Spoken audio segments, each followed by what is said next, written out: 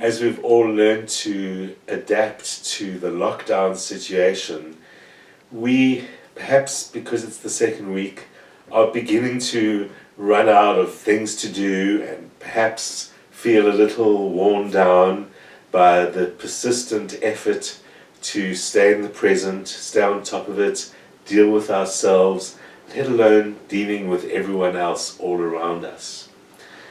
I think one of the dealings with everyone else that we find ourselves having to do that is perhaps even more challenging than dealing with whoever might be in your house, like if you've got the kids there that aren't usually there.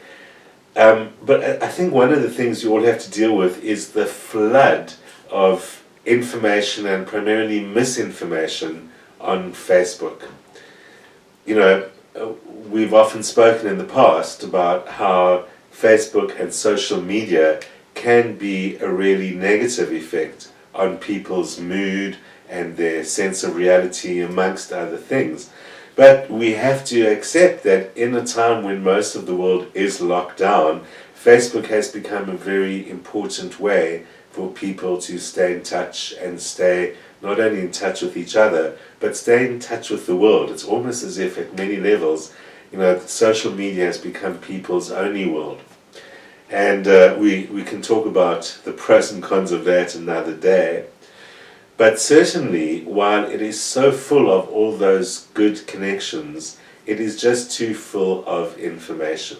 Fake news, conspiracy theories, and everyone's pet medical theory, as if everyone is suddenly a doctor and suddenly an expert on epidemiology and suddenly an expert on telecommunications and 5G and all of these things, which really just flood people with a lot of confusion and generally with a lot of negativity as well.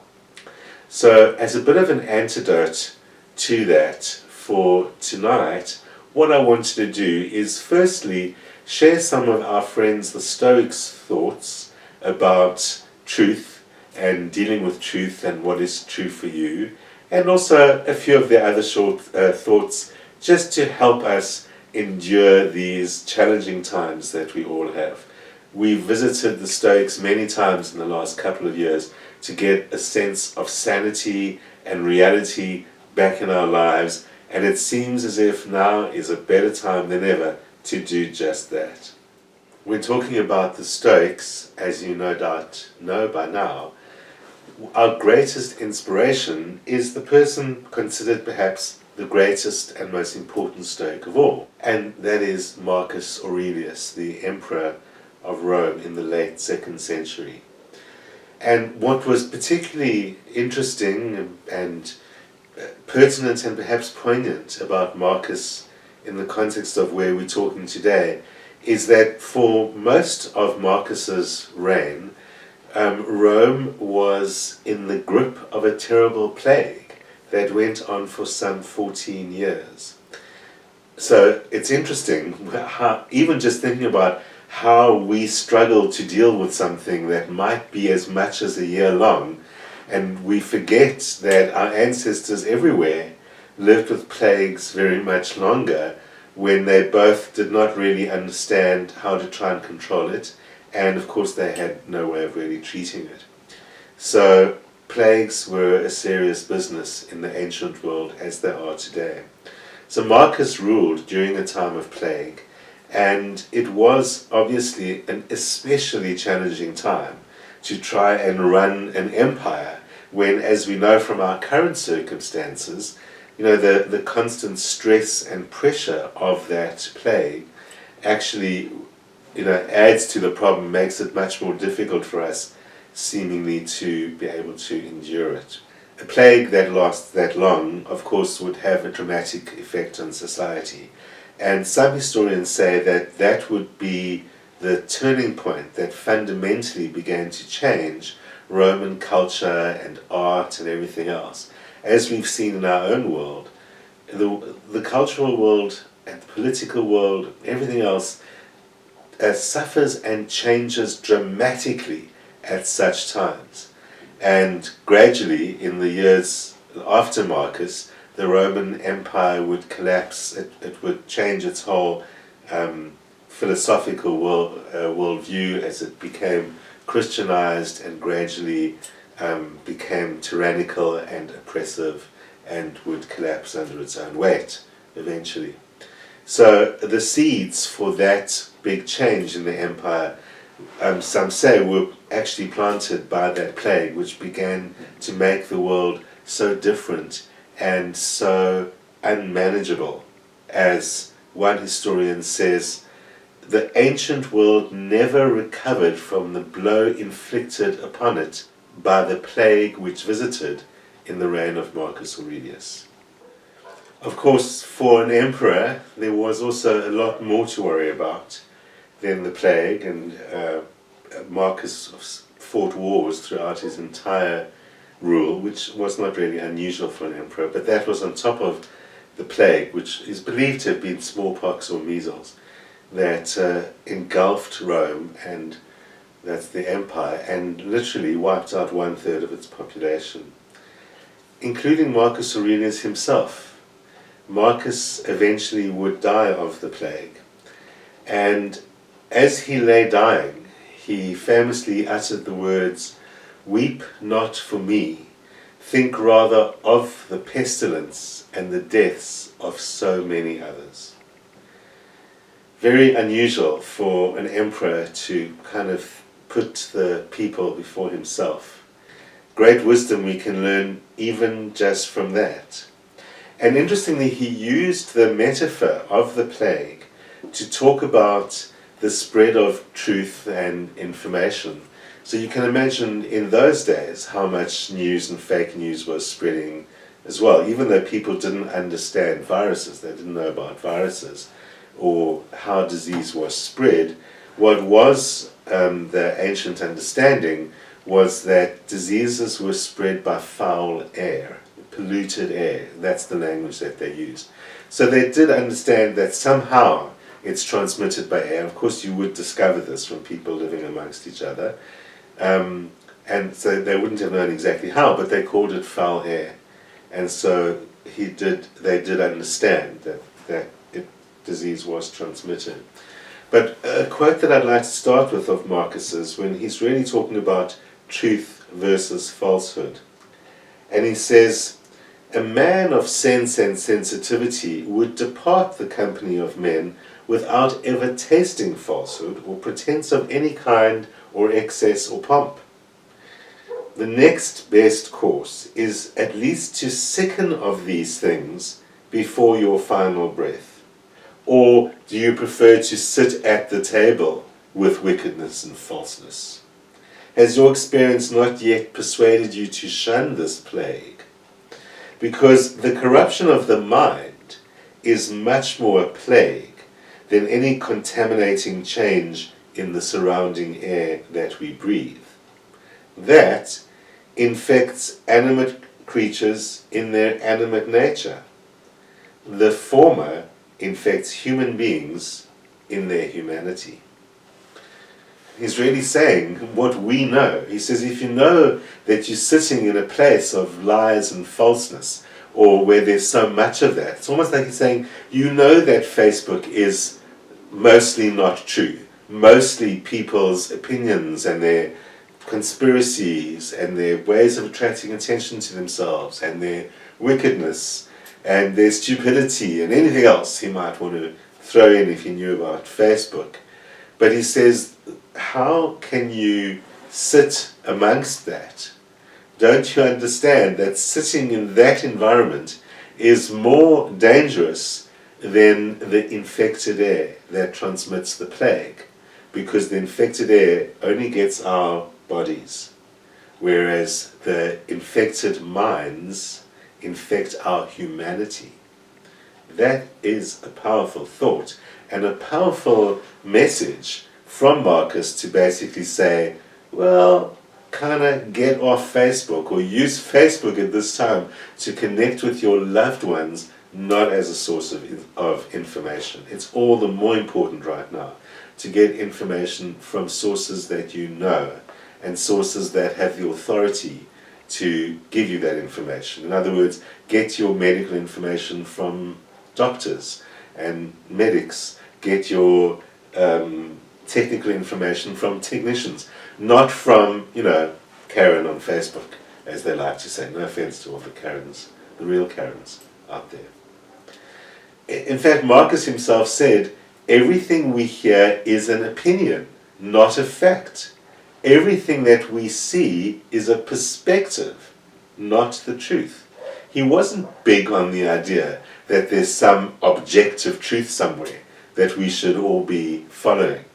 And he says essentially that because everything is an opinion, not a truth, you can also choose how you're going to deal with that, how you're going to live your life. He says, for example, choose not to be harmed and you won't feel harmed.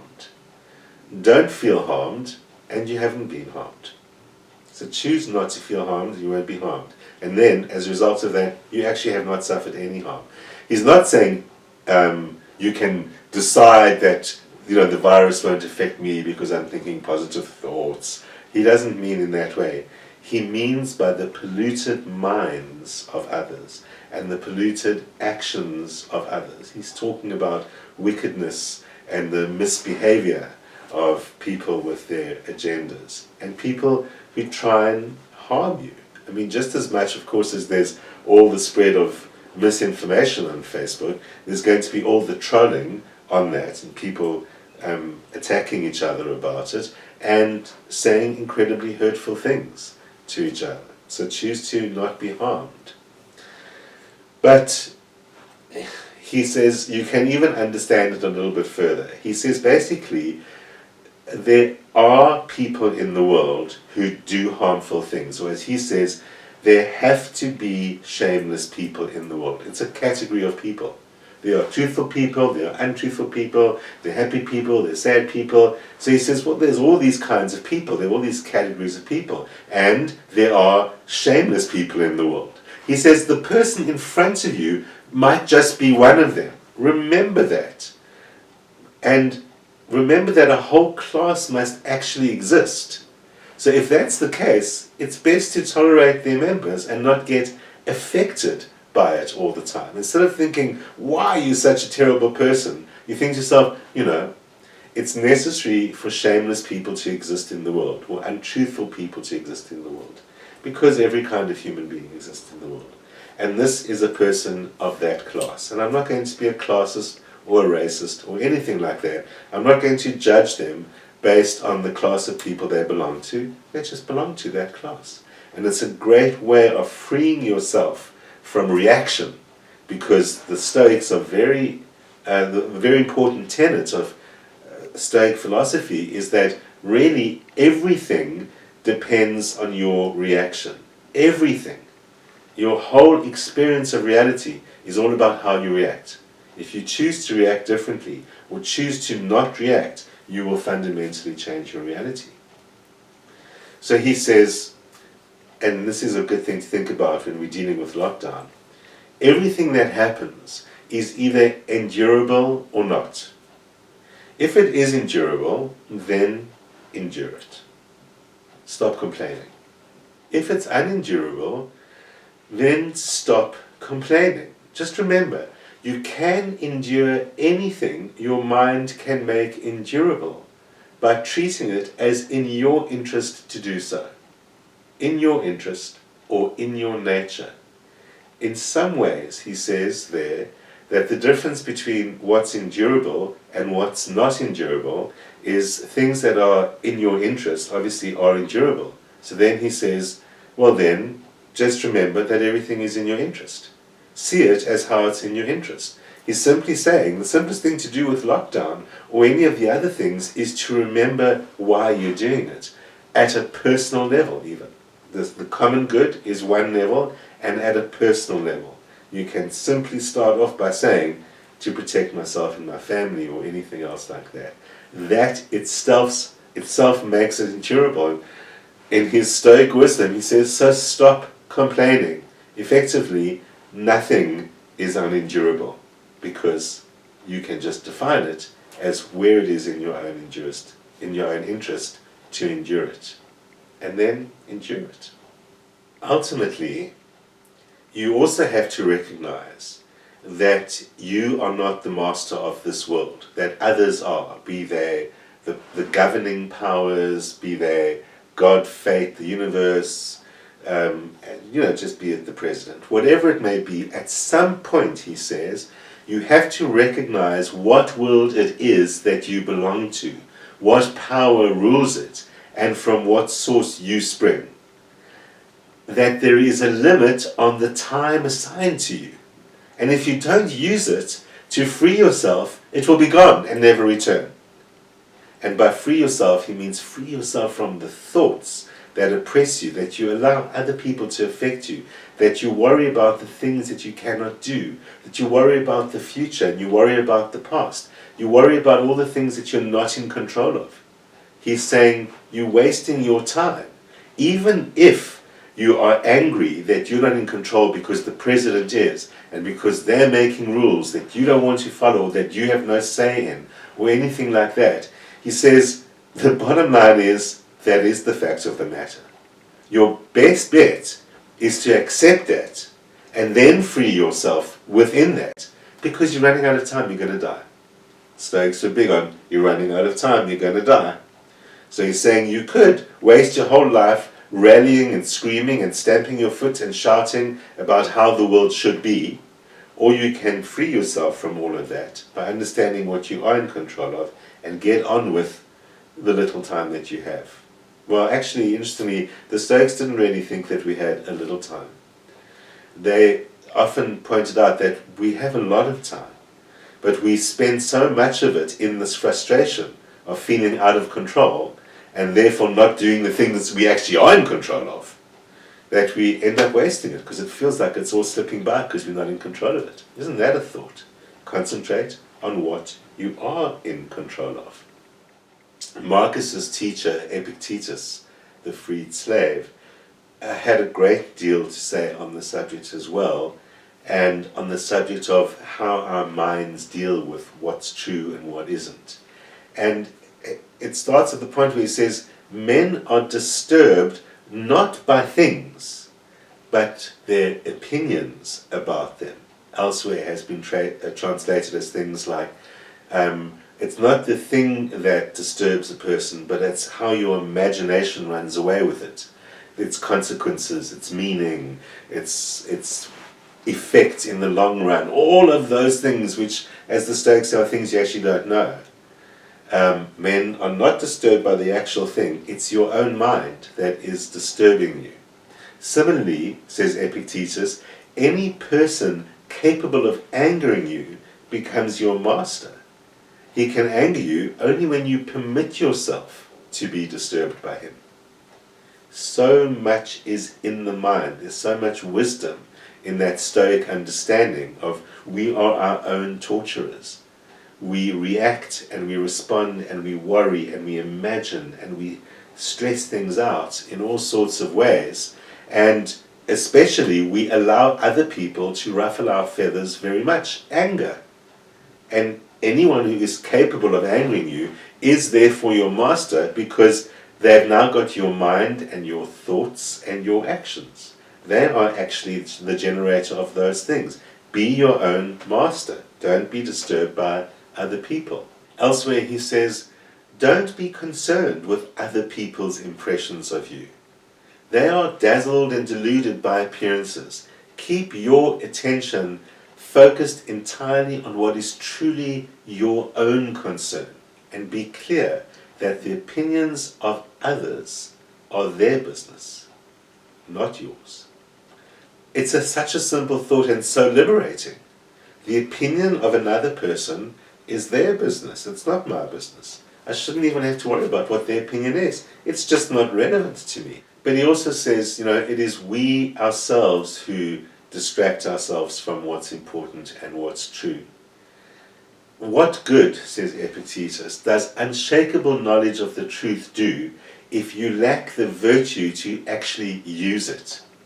Will your head be less turned by a bit of money or a pretty girl? Will it free you from the envy that you feel when you see success or a bit of good fortune? in others? Will it ease your anxieties over how others think of you, or the pain of your pride when pricked? From that is what is known, what kind of person you are.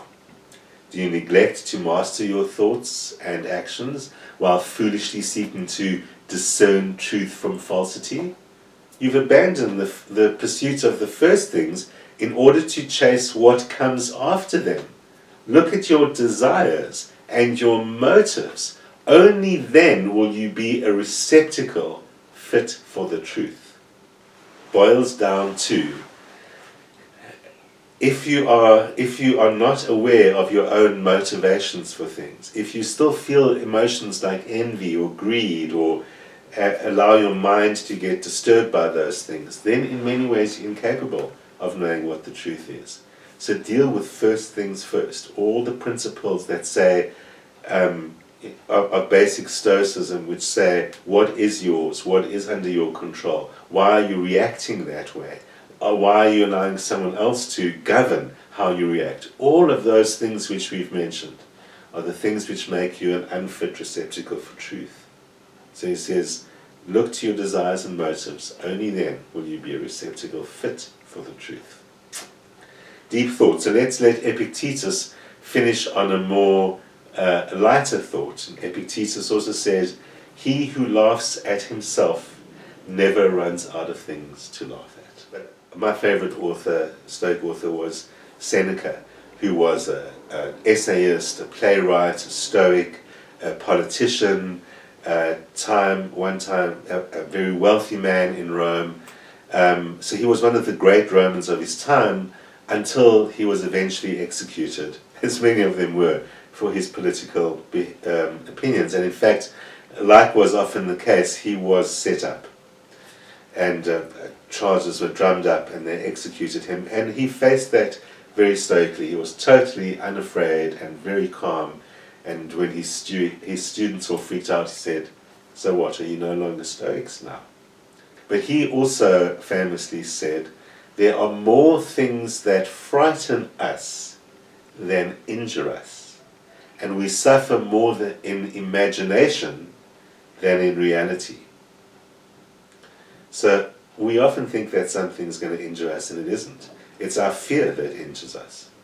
It's our imagination that turns things into big stuff. So Seneca was very much focused on living in the present, which last week I spoke about.